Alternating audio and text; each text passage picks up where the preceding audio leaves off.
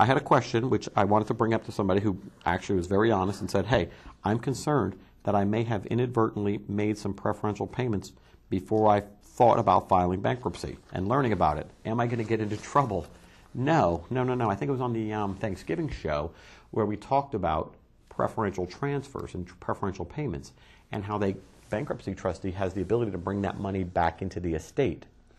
So if you are the recipient of a preferential transfer, let's say Uncle Bob got paid back $1,000 6 months before the debtor filed bankruptcy. The bankruptcy trustee has the ability to reach out to Uncle Bob and say, hey, give me, in the Chapter 7, give me that $1,000 back, because that money should go to all the creditors. There's nothing to be afraid of. You're not going to get in trouble.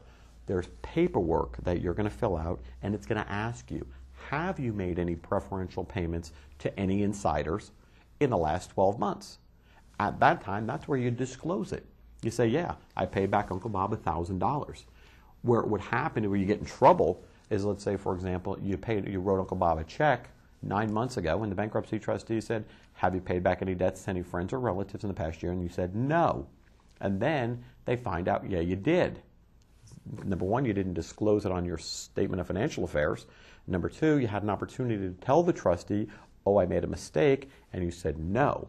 Now the trustee finds it. That trustee can actually move to get your discharge revoked and put you up to the U.S. Attorney General for sanctions for lying under oath 2 times.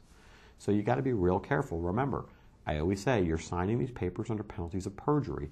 If you don't understand everything the attorney's telling you when you're going through your paperwork, then you definitely need to ask them about it. If it's not 100% correct and you don't feel comfortable with it, do not sign it. At the same time, if you're doing your signing with a paralegal, demand to see an attorney, because they shouldn't be giving you legal advice. Even if they're not, they're just saying sign here, sign here, sign here.